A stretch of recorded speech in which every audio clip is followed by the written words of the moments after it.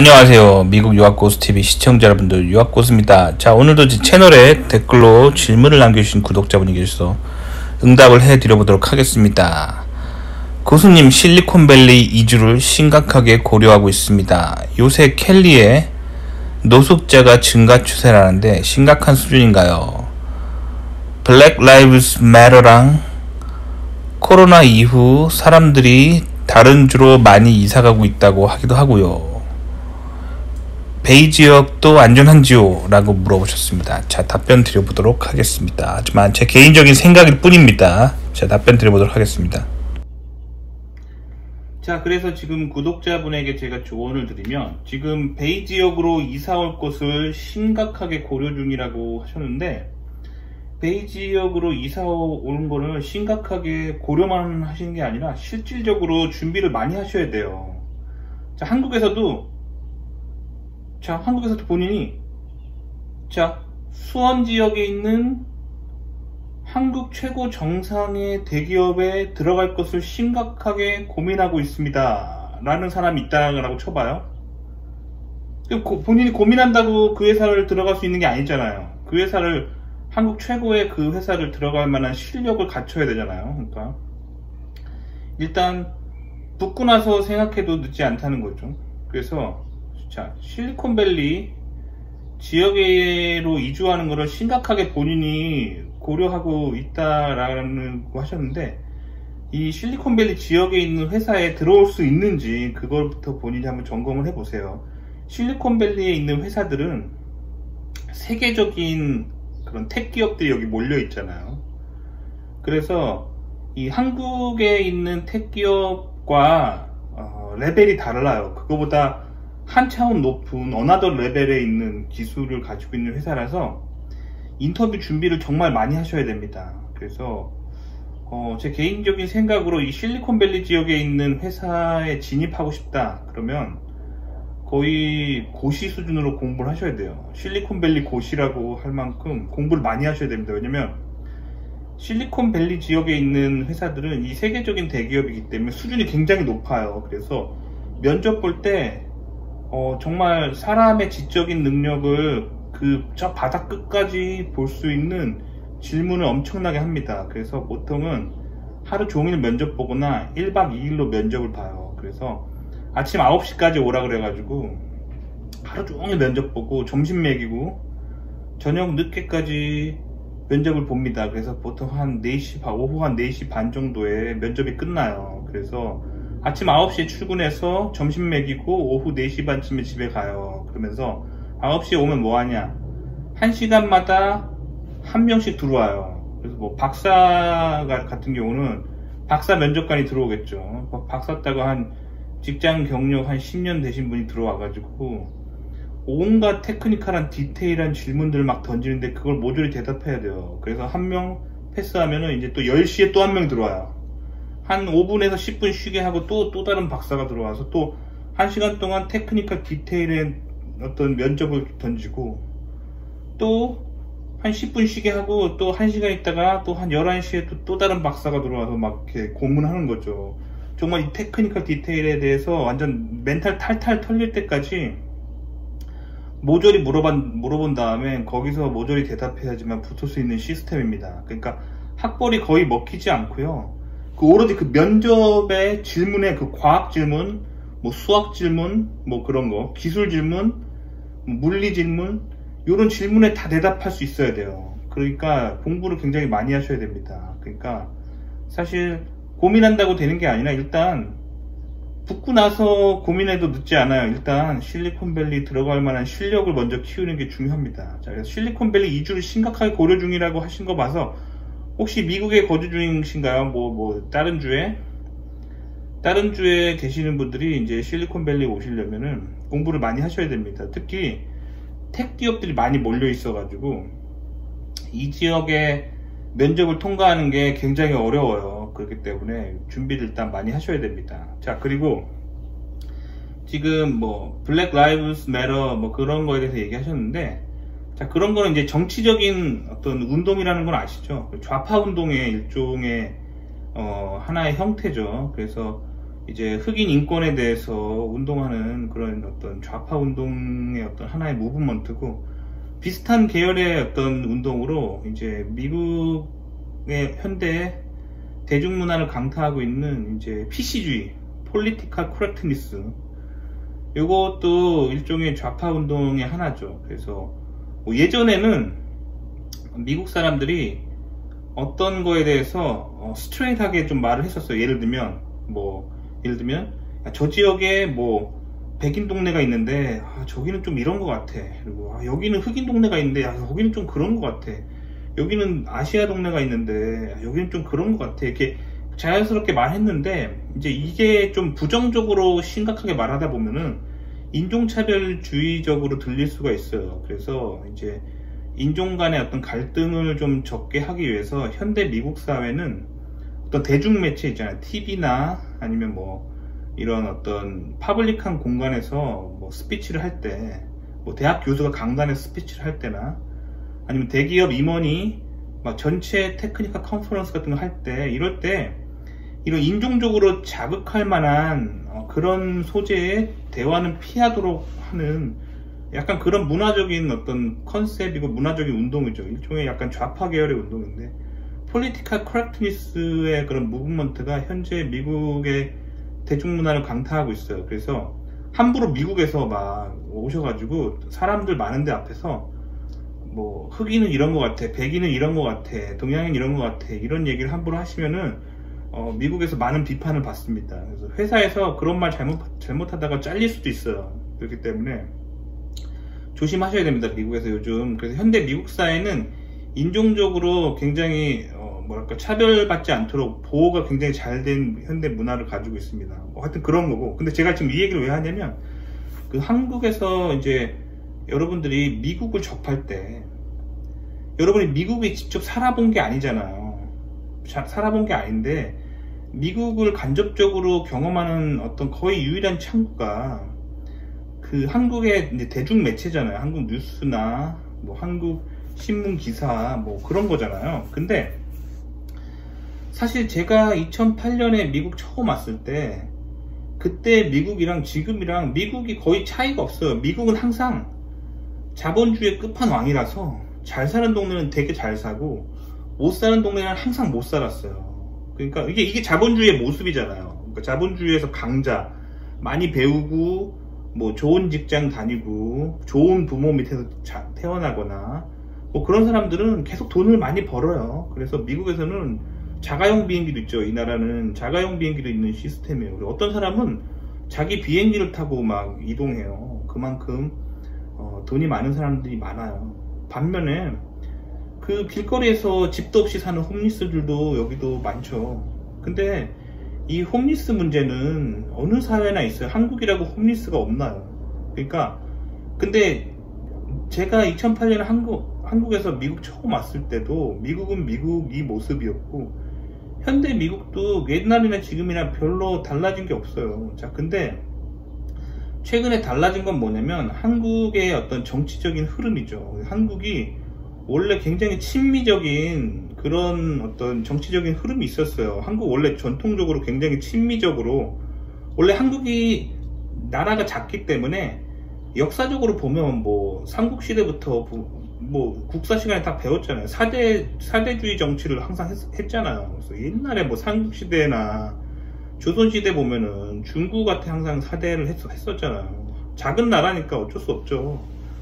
근데 이제 한국전쟁 후에는 이제 그런 것들이 이제 미국의 이제 친미적으로 정치적으로 굉장히 이렇게 친미적으로 이렇게 굴었던 게 한국의 정치 패턴인데, 최근에 이제 정치 패턴이 굉장히 많이 달라졌죠. 반미를 하기 시작했어요. 반미 친중을 하기 시작해가지고 그 결과 여러분들이 이제 한국 뉴스를 통해서 보는 내용들이 굉장히 반미적인 내용을 많이 보시게 됐어요. 근데 제가 말씀드렸지만 미국은 예전부터 이렇게 생겼고 미국은 거의 변한 게 없어요. 그러면 뭐가 변했냐면, 여러분들 최근에 그 미국을 바라보는 시선이 변한 거예요. 그 한국 뉴스가 보는 시선, 정치적인 흐름 때문에. 그러니까 제가 영상에서 항상 말씀드리지만 미국 넘어갈 정보를 얻을 때 한국의 뉴스를 통해서 보시지 마세요. 그런 거 그렇게 보시지 마시고 미국에서 실제로 살고 있는 지인을 통해서 정보를 얻어야 돼요. 왜냐면 한국의 어떤 뉴스,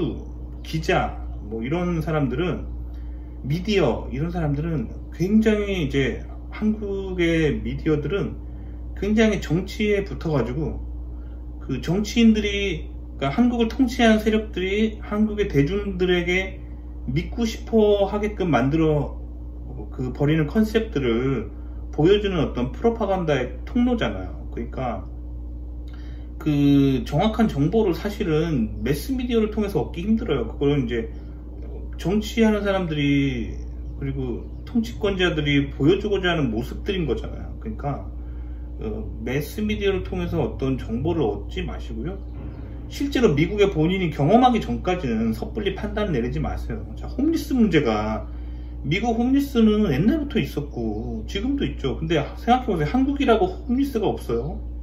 한국도 홈리스 많아요.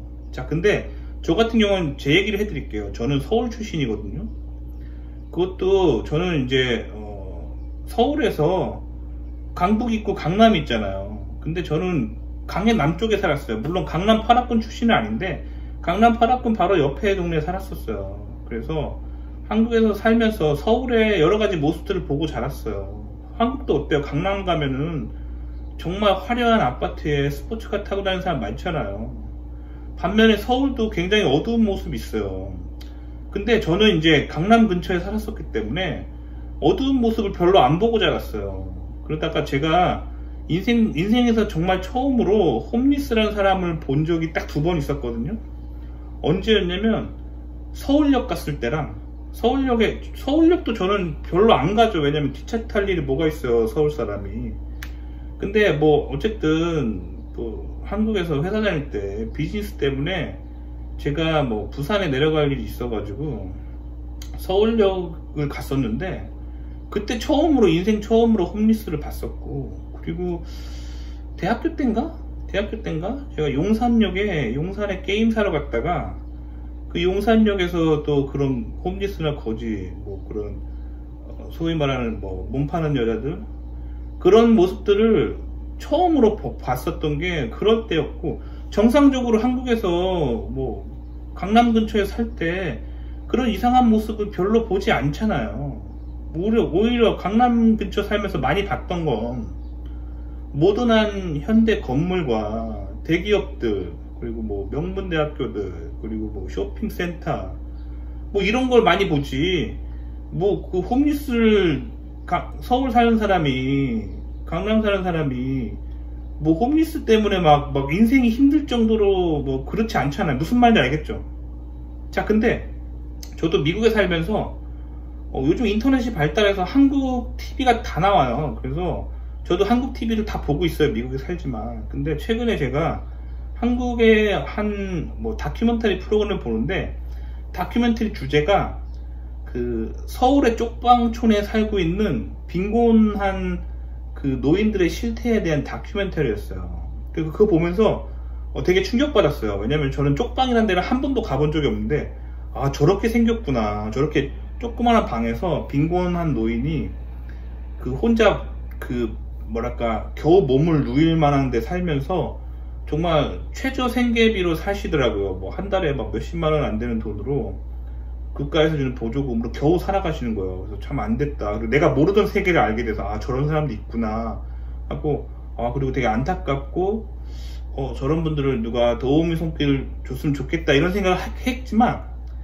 제가 서울 살 때 그 쪽방촌에 사시는 그분들 때문에 제 삶이 큰 피해를 입었던 적이 있나요? 없었어요. 그리고 마찬가지로 서울역에 홈리스들이 있어요. 근데 저는 살면서 그런 사람들하고 마주칠 일이 없었어요. 무슨 말인지 알겠죠? 근데 막상 그 서울역에 갔을 때 그런 사람을 보면서, 아, 저런 사람 진짜 있구나 하고 약간 충격을 받았고, 아, 누군가 도움의 손길을 줬으면 좋겠다. 그리고 왜 저렇게 되셨을까? 이런 자본주의에서 이제 사회 병리 현상들에 대해서 관심을 가지는 건 좋은데, 제 말은 서울역의 홈리스가 서울에서 태어나고 자랐던 제 삶에 막 피해를 끼칠 만큼 엄청나게 힘들었던 뭐 그런 현상은 아니었었잖아요. 무슨 말인지 알겠죠? 마찬가지예요. 지금 님이 보시는 미국의 홈리스 문제가 한국 뉴스에서 그 실리콘밸리 빵빵 때리면서 실리콘밸리의 이 홈리스 문제 심각하다고 빵빵 때리는 건데, 그거 어디까지나 정치적인 어떤 그런 어떤 반미적인, 그리고 뭐랄까 자본주의에 대한 비판하는 시선을 가지고 필터로 보는 그 PD의 뭐랄까 그 사람을 겨낸 거잖아요. 무슨 말인지 알겠죠? 실리콘밸리에 실제로 살고 직장 다니고 뭐 그런 사람들이 홈리스 때문에 막 뭐 인생이 힘들고 막 심각하게 막 뭐 그런 문제가 아니잖아요. 무슨 말인지 알겠죠? 그러니까 미디어를 볼 때는 자, 사회 전체적으로 어떤 일이 일어나고 있구나 하고, 아, 저런 사람도 있구나. 아, 실리콘밸리에 대기업만 있는 게 아니라 홈리스도 있구나. 그리고 홈리스, 아, 누군가 도움을 줘야 되는구나. 그런 시선으로 보는 어떤 여러 가지 어떤 사회를 볼 수 있는 뭐랄까 그런 포인트 중에 하나인 거지. 그거에 꽂혀가지고, 아, 실리콘밸리 홈리스 너무 많아서 살기 힘들어? 왜 그런 논리를 가지시는 모르겠어요. 그럼 거꾸로 서울 사람들은 다 힘들어야겠네요. 서울역에 사는 홈리스 때문에 서울에 살기 힘들겠네요. 무슨 말인지 아시겠죠? 그러니까 어디까지나 미디어는 하고 싶은 말이 있는 거예요. 그 PD가 하고 싶은 말이 있는 거예요. 주로 그런 PD들이 그런 프로그램을 제작할 때는 정치 때문에 그렇게 하는 거예요. 정치. 그러니까 특히 뭐 홈리스 문제, 뭐 어떤 인권 문제, 뭐 성소수자 문제, 뭐 이런 거에 대해서 포커스 해가지고 막 다루는 다큐멘터리는 대부분 정치랑 관련 있고, 요런 거는 좌파 무브먼트의 어떤 하나의 흐름인 거죠. 그러니까 좌파 세력이 요즘 한국에 강해지고 있다는 증거예요, 그게. 그러니까 거꾸로 이제 우파가 강해지면은 그런 거보다는 이제 뭐 대기업이 세계로 나가는 거, 뭐 이런 거, 뭐 이런 거에 대해서 막 방송을 많이 하겠죠. 그러니까 이게 결국에 정치 흐름이에요, 정치 흐름. 그러니까 그거에 너무 연연하지 말라는 거예요, 제 말은. 제가 뭐 좌파를 비판하고 뭐 우파를 비판하려고 이 영상을 만드는 게 아니라, 왜 그 정치적으로 의도로 만들어진 영상에 왜 흔들리냐는 거예요. 본인이 미국에 가겠다는 목표가 있으면 목표를 이렇게 뭐랄까 밀고 나가세요. 그 TV에서 보는 영상들은 그 뭐랄까 손바닥으로 하늘 가리기 같은 거예요. 그냥 PD들이 대중들한테 이쪽으로 좀 믿게 만들고 싶다 해서 이렇게 그것만 보는 거잖아요. 그러니까 특히 이제 반미적인 분위기 속에서 한국에서 막 만들어진 영상들은 거의 미국 사회 최하위 10% 정도의 사람들이 사는 모습들을 이렇게 막 보여주면서 미국의 사회병리 현상들을 막 보여주면서, 아, 미국에 이런 문제가 있다 막 하는데, 거꾸로 생각해보세요. 그러면 상위 10% 사람들이 사는 모습은 왜 안 보여줘? 한국 대기업보다 미국 대기업 다니는 사람들이 훨씬 연봉도 막 몇 배 많이 벌고, 뭐 근무 시간도 되게 빠르고, 야근도 안 하고 주말 근무도 안 하고 그러면서 막 쾌적하게 일하는 모습은 왜 안 보여줘요, 한국에서? 그죠? 이상하죠? 그런 모습 보여주기 시작하면 어떻게 될까요? 한국의 젊은이들이 꿈을 갖게 돼요. 아, 나는 꼭 성공해서 미국 갈 거야 라고 이렇게 이런 꿈을 한국에 있는 젊은이들이 가져버리게 되면 어떻게 되죠? 한국 입장에서는 국가적으로 큰 손실이에요. 그러니까 그런 프로그램을 만들 수가 없는 거예요. 무슨 말인지 알겠죠? 그러니까 그 미디어를 통해서 세상을 보지 마세요. 한국 미디어를 통해서 미국을 바라보려고 하면 안 돼요. 미디어는 어디까지나 통치권자들이 그 뭐랄까 그 통치당하는 사람들에게 이렇게 보여주고 싶은 것만 보여주는 채널이에요. 세상은 어떻게 봐야 되냐면, 세상은 스스로 세상을 볼 수 있는 눈으로 본인이 주도적으로 봐야 돼요. 수동적으로 보시면 안 됩니다. 아시겠죠? 자, 그래서 홈리스 문제가, 실리콘밸리 홈리스 있어요. 없지 않아요. 실리콘밸리에만 홈리스가 있는 게 아니라 미국 전국에 홈리스가 있겠죠. 홈리스 서울엔 없나요? 한국엔 없나요? 전 세계에 홈리스 없나요? 홈리스 있어요. 근데 그들의 삶은 전체 사회에서 아주 소수일 뿐이죠. 제가 서울 살 때 홈리스를 인생에서 딱 한 번 본 게 서울역 한 번 갔을 때랑 용산역 한 번 갔을 때였었지. 대부분의 제 삶에는 뭐 홈리스랑 부딪힐 일이 없었어요. 뭐 마찬가지입니다. 미국 살면서 왜 홈리스랑 본인의 홈리스 때문에 본인 인생이 힘들 거라고 생각하세요? 그러니까 이미 본인이 그 본인이 봤던 그 한국에서 봤던 그 다큐멘터리, 미국 관련 다큐멘터리였던 것 같은데 거기에 세뇌당하신 거예요. 그래서 이제 그 PD가 그 님의 뇌에 심어주려고 했던 코드는 이거죠. 미국 건너가면 홈리스 많아서 네 삶이 힘들 거야. 미국 자본주의가 너무 발달해서 부자들만 계속 부자가 되고 보통 사람은 나락으로 떨어지는 뭐 아주 안 좋은 그런 자본주의이기 때문에 거기 미국 건너갈 생각하지 마. 이게 그 PD가 님에게 던져주려고 했던 메시지가 아닐까요? 그러니까 이미 세뇌 당하신 거예요. 그러니까 그 본인이 주도하에 어떤 영상을 보고 결정을 내는 게 아니라 본인이 세상을 볼 수 있는 주도적인 눈이 필요해요. 그래서 주도적으로 보시기 바래요. 그리고 미국 관련 어떤 정보나 그런 거는 본인이 미국 관련해서 직접적으로 컬렉션 하시면 좋을 것 같아요. 그래서 주로 영어로 된 자료로 미국 건너가실 거니까 현지인에게 직접 물어보거나 아니면 영어로 된 신문기사나 미국 현지에서 나오는 정보를 얻으셔야지 한국어로 된 정보만 찾으시면 어떻게 되냐면 결국에 한국인의 필터로 바라본 미국이잖아요. 근데 미국 있는 그대로의 모습이 아니라 한국인의 의도대로 한국의 어떤 기자나 정치 세력의 의도대로 의도된 매우 왜곡된 미국의 모습을 보게 됩니다. 그렇기 때문에 그런 식으로 이제 미국 갈 정보를 얻지 않으셨으면 좋겠어요. 아시겠죠?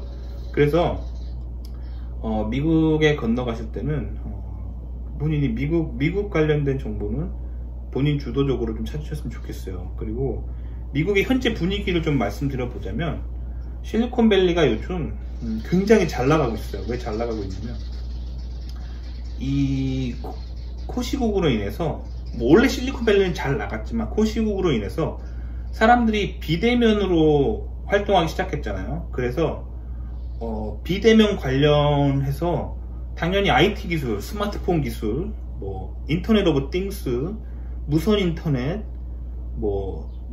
스마트 타블렛, 스마트 PC, 웨어러블 디바이스, 이런 게 다 결국엔 비대면 관련 기술을 촉진시킬 수 있는 기술이잖아요. 그리고 인공지능, 이런 인프라들이 굉장히 예전보다 더 많이 필요해지면서 미래 사회가 더 가속화됐어요. 그러니까 4차 산업이 더 가속화됐어요.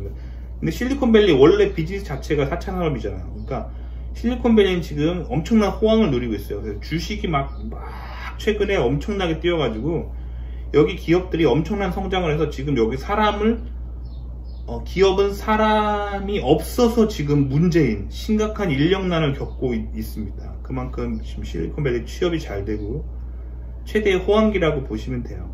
자, 님이 한국에서 알고 있던 그 미국의 분위기가 아마 이런 분위기는 잘 모르셨을 거예요. 왜냐면 이런 거를 적극적으로 전달하는 한국의 매체가 없기 때문이죠.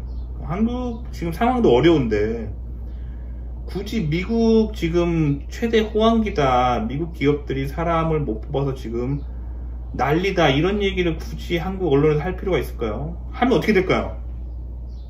젊은이들이 꿈을 갖기 시작하겠죠. 그래서 미국 건너가자, 미국 지금 최고 호황이래 하면서 젊은이들이 다 너도나도 미국 건너가겠다고 그런 미국 건너가기를 해버리면 어떻게 될까요? 한국 입장에서는 매우 손해죠.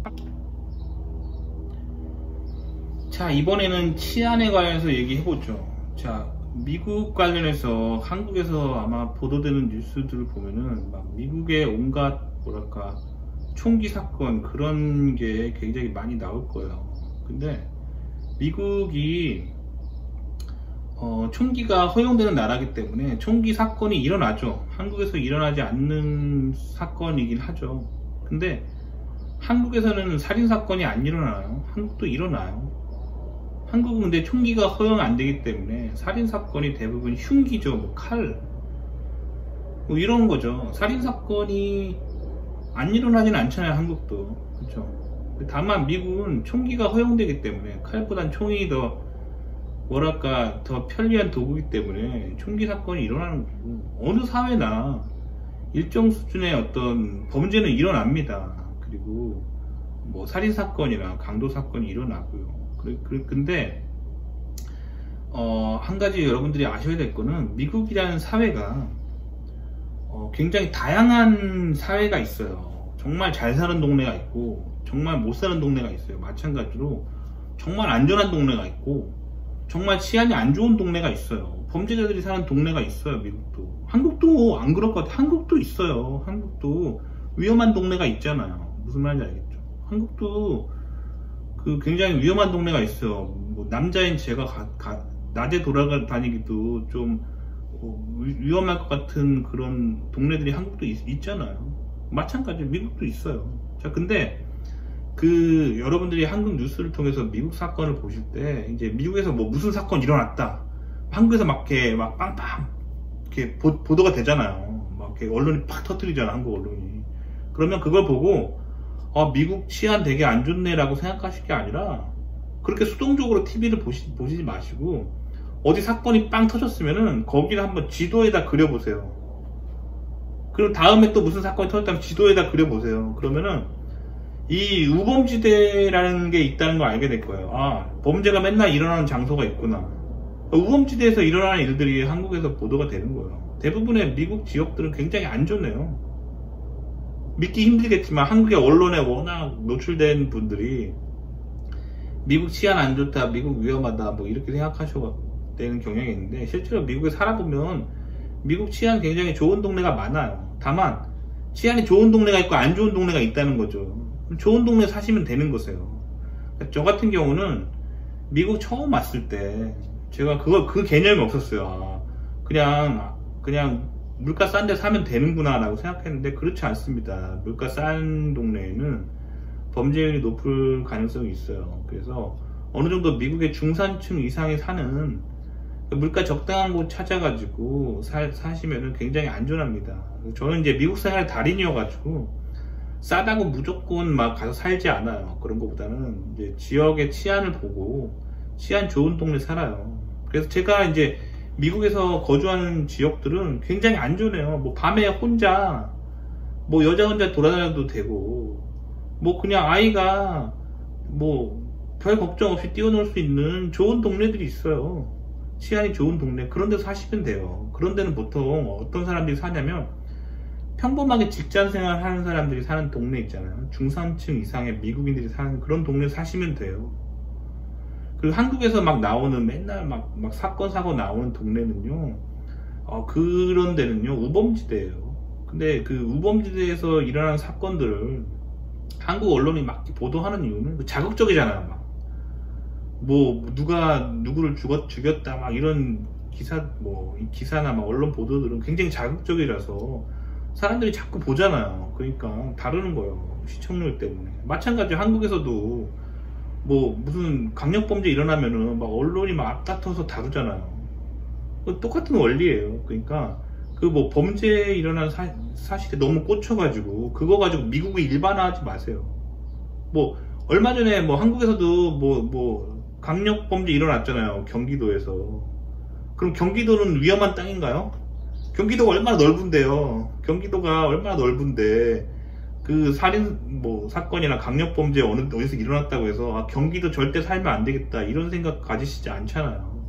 마찬가지로 미국이 되게 넓은 땅이에요. 미국 영토가 얼마나 넓은데요. 미국 주 하나가 한국 영토보다 넓은 데도 있잖아요. 그러니까 그렇게 막 뭐랄까 미국 관련해서 뭐 범죄 뉴스 하나 보고 미국 위험하다라고 뭐 그런 논리로 가지지 않으셨으면 좋겠어요. 미국이 얼마나 넓은 땅이고 좋은 데는 얼마나 좋은데요. 그러니까 저는 되게 안타까운 게 뭐냐면 미국 관련해 안 좋은 뉴스 몇 개만 보고 미국 절대 살면 안 되겠다라고 생각하는 사람들이 있어요. 미국 실제로 한 번도 안 와보고. 그거 얼마나 안타까워요. 미국에 얼마나 많은 기회들이 있고 뭐 본인 인생을 더 좋게 만들 수 있는 기회들이 있는데 뭐 그런 부정적인 뉴스 기사 몇 개에 흔들려 가지고 자기 꿈을 접어버리고 결국엔 더 좋은 기회를 놓치면 얼마나 안타깝습니까? 그렇죠?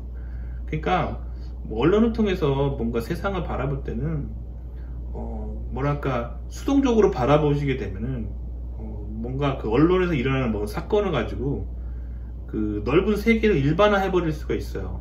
그러니까 손바닥으로 하늘 가리기 식으로 그런 식으로 세상을 보지 않았으면 좋겠습니다. 아시겠죠? 그러니까 한국도 입장이란 게 있어요. 그러니까 그 한국 미디어에 너무 의존해서 미국을 보지 말아주세요. 아시겠죠? 오늘은 그 얘기를 꼭 하고 싶었습니다. 도움이 되셨길 바라고요. 좋아요와 구독 눌러주시고요. 다음 시간에 또 뵐게요. 안녕히 계세요.